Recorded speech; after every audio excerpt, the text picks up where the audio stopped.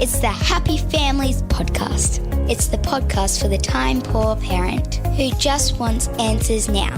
The one thing that I shared with her was that no matter how many doors she slammed, that I loved her no matter what. Those three key words, not I love you, but no matter what. And when I shared that with her, all of the big emotions she'd been feeling dissolved.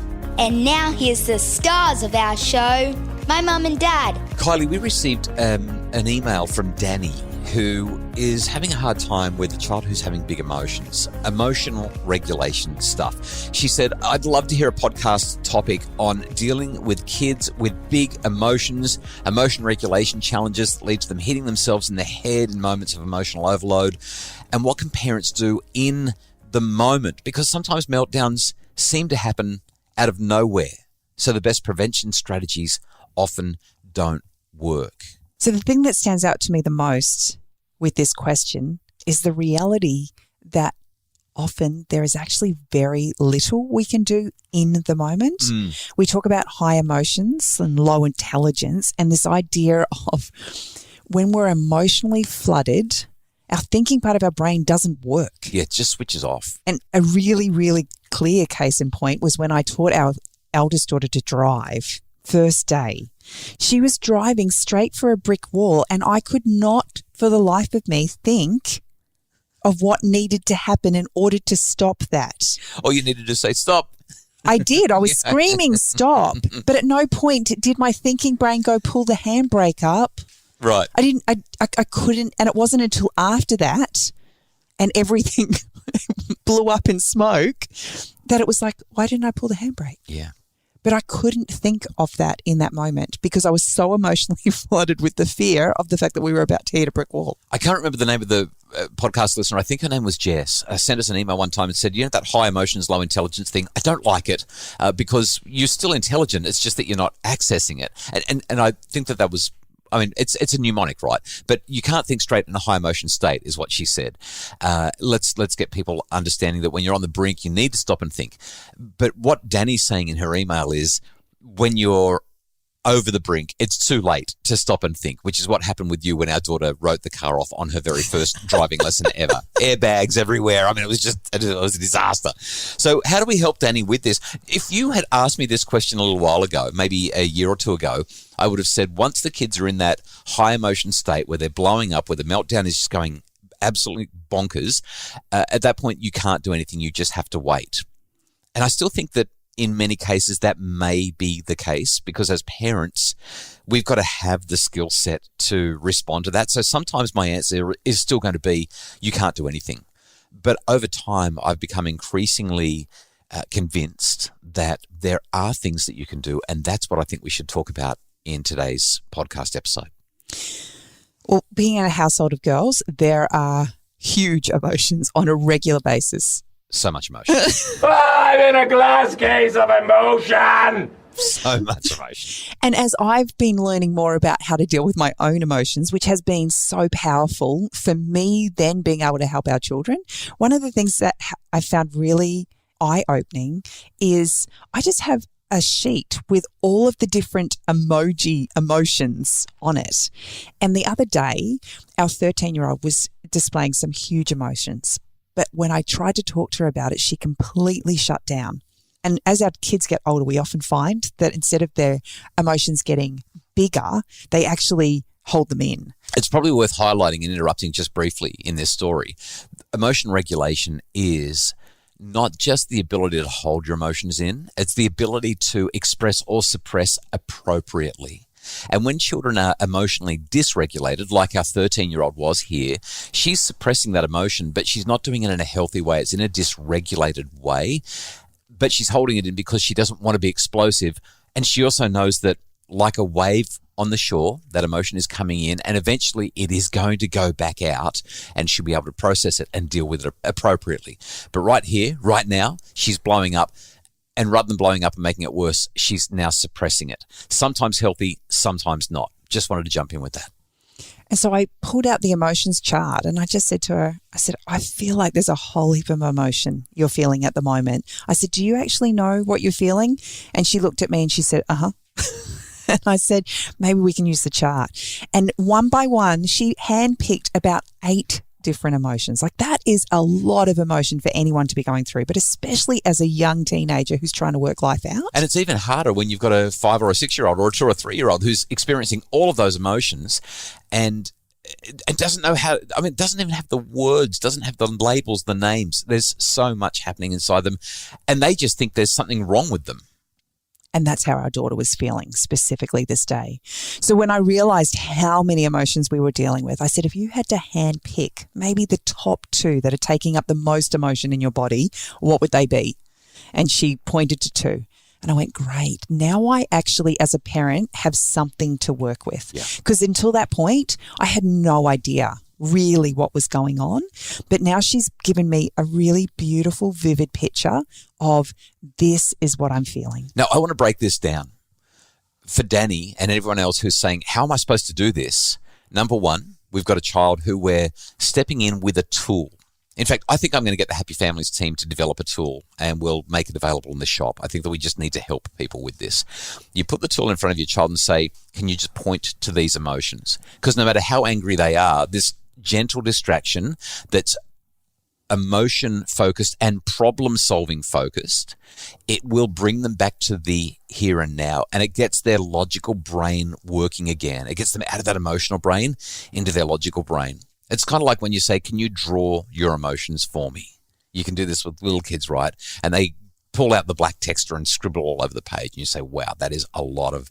Until they take that tool to school and they draw all over the carpet with the texter and you get a phone call from the teacher. But the important part about your story, Kylie, is the way that you've stepped in with compassion and gentleness and a tool so that a child can identify an emotional state. I'm 40 plus years old and for so long I just thought there was angry, mad. Yeah, sad, angry, scared, stressed sort of thing. And happy. Yep. I really struggled to recognize that I could feel a whole heap more. And so for our kids, it's the same. They just think they're angry. That's why we have these big emotions. They think they're angry, but helping them to recognize that actually, no, underneath that anger, there is, on this particular day, it was shame, it was embarrassment, it was feeling alone, it was feeling isolated. There were so many emotions that weren't actually angry at all. But anger is how we express them. So in the moment, that's your big idea. Let's sit down with the tool and let's talk through the tool because that's going to build the emotional awareness and the emotional regulation in the child. I want to share, I guess, a more advanced, not that that's not advanced. I can't believe No. Honestly. I just said that all wrong. What I'm trying to say is I want to share, you've got great parenting happening here, but I want to share the kind of parenting for the parent who really wants to take on a really big challenge in dealing with really, really mega emotions in some other ways that could also work. But what you said was really great, and I think that it should be encouraged. Stop talking. I'm just going to stop talking. Should I just share my story? Share your story. Okay, I did actually share this on the podcast a little while ago. I said that all wrong. I'm so sorry. So I shared this a while ago.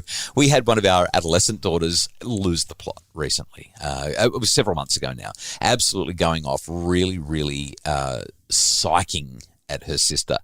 And when I walked into the room and asked her if she could please step out, she defied me, said she wasn't going anywhere. I mean, she was just, her eyes were on fire. So after 2 or 3 more requests and me standing my ground and staying very soft, very gentle, but also being very clear that there was a boundary that had been crossed and she needed to step out. So before you go on, that's actually such a key point. If we're not taking care of ourselves emotionally and making sure that we're on point, when our kids are losing the plot, more times than not, we lose the plot. Yeah, we join them in the chaos. And we actually create more chaos. Yeah. So key to this story working out was that you were in a good space and could hold your ground in being really centered emotionally. Probably want to highlight just on this though, and this is so important for Danny's question, if we're going to step in and help our children regulate, that whole idea of regulation, being able to express or suppress appropriately, I was furious with this daughter. The way she had treated her sister,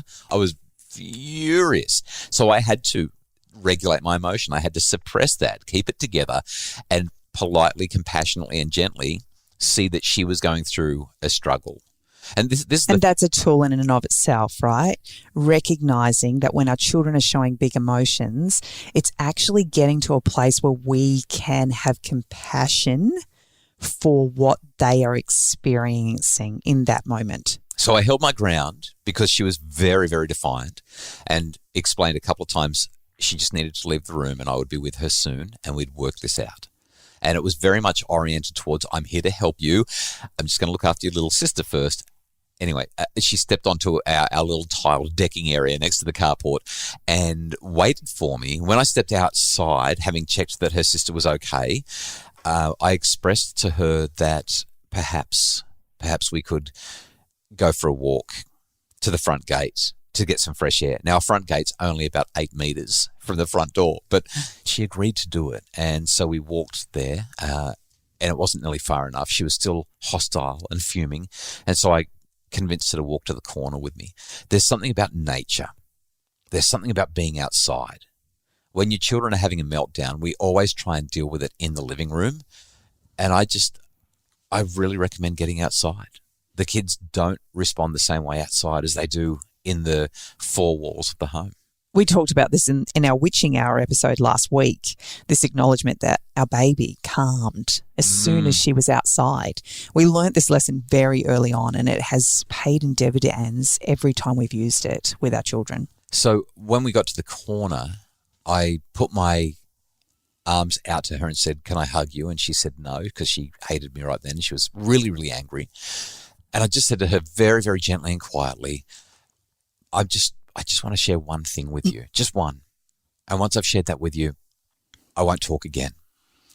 And the one thing that I shared with her was that no matter how many doors she slammed, no matter how many insults she shared with her sister, no matter how many challenging moments like this we went through, that I loved her no matter what. Those 3 key words, not I love you, but no matter what.